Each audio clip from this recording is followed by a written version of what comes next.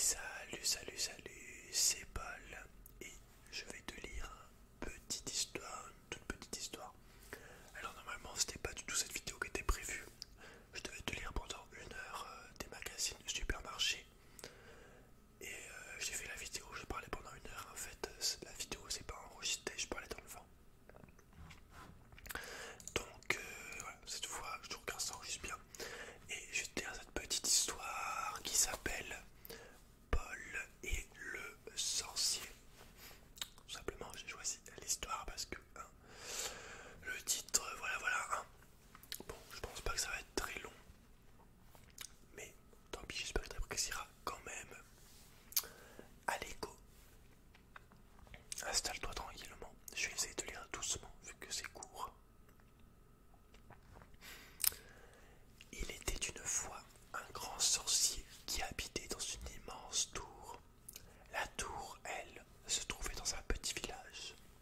Le sorcier n'était pas aimé par les villageois, mais il faut avouer que c'était un très bon sorcier. Dans ce même petit village, un petit garçon, Paul, et sa grand-mère, Marie, habitaient une petite chaumière près de la forêt. Un jour, le petit garçon partit chercher des baies. Il avançait, sans jamais rien trouver. D'habitude, il suffisait de rester à la lisière des bois pour trouver des fruits. Cela faisait déjà une demi-heure qu'il marchait, et croyez-moi, pour un enfant de 5 ans, c'est fatigant. Soudain, il arriva devant une petite maison, et comme il était exténué, il décida de s'arrêter pour se reposer. Il entra donc dans la maisonnette, il avança, puis la porte claqua brutalement derrière lui. Que fais-tu dit une voix de femme derrière lui. Une femme avec une jupe noire, un chapeau pointu, une verrue sur le nez, se tenait devant lui.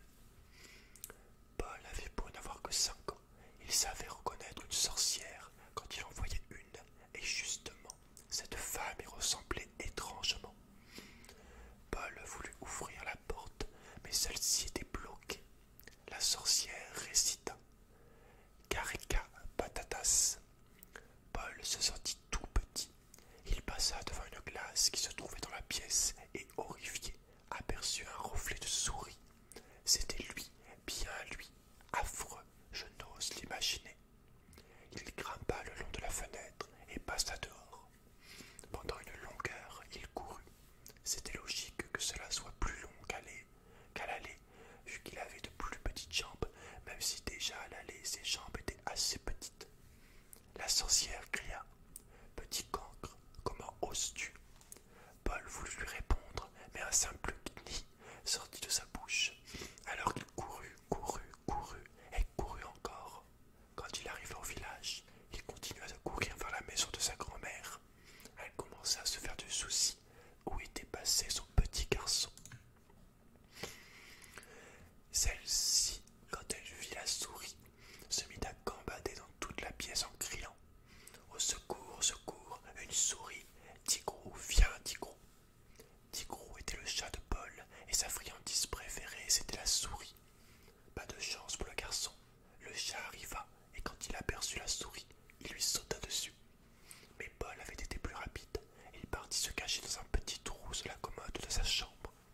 Là, il attendit quelque temps et se risqua dehors. Personne. Sa grand-mère avait dû partir au marché et elle emmenait toujours Tigrou. Alors, il ne lui restait qu'une seule solution, le sorcier. Paul sortit de la maison et s'avança vers la tour. Il mit plusieurs heures avant d'arriver au sommet. 452 marches en tout, cela faisait beaucoup. Le sorcier était assis à son bureau. Il portait une tunique bleue. Paul, ayant oublié qu'il ne pouvait plus parler, voulut demander s'il pouvait l'aider.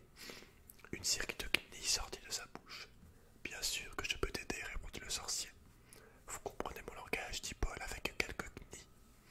Oui, je le comprends. Je comprends le langage de tous les animaux. Une chance pour toi.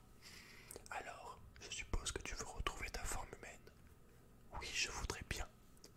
Bon alors, toi, il faut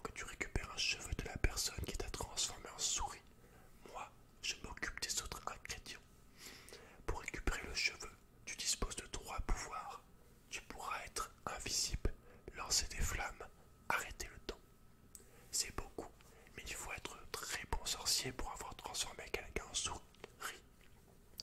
Alors tu en auras sûrement besoin. Allez, pars, tu dois faire ça avant minuit, sinon tu devras attendre 1 an avant de retrouver ta forme humaine. Paul avait écouté ce discours avec attention. Je vais réciter une formule pour te donner ses pouvoirs. Akabada Boudia. Paul se sentit secoué et transporté. Il ferma les yeux. Quand il les ouvrit, il était face à la sorcière. Que s'était-il passé? Bon, peu importe, il fallait récupérer un cheveu de la sorcière. Mais pour l'instant, impossible. Il fallait se protéger vu que l'immonde femme s'apprêtait à le manger. Il tendit les mains pour lancer des flammes. 2 petites étincelles sortirent de celles-ci. Il se concentra et pria d'être invisible. Cela avait marché, mais la sorcière récita une formule qui le rendit aussitôt visible. Il arrêta le temps, bien décidé à récupérer sa forme humaine, et sauta sur la femme immobile. Comment lui arracher un cheveu? Il n'avait pas de force. Il essaya avec les dents. Enfin, alors, une petite ampoule apparut au-dessus de sa tête. Il fit apparaître une petite étincelle et brûla la mèche. Elle tomba, il la ramassa, puis il partit très vite, car il était bientôt minuit. Le sorcier était déjà à la tour. Il ne manquait plus qu'à la potion que le cheveu. Il ne manquait plus à la potion que le cheveu. Il le déposa dans la mixture et récita une incantation bizarre. Puis, Paul se sentit grandir et à nouveau il put parler normalement. Il remercia le sorcier et rentra chez lui. Quand il raconta sa mésaventure,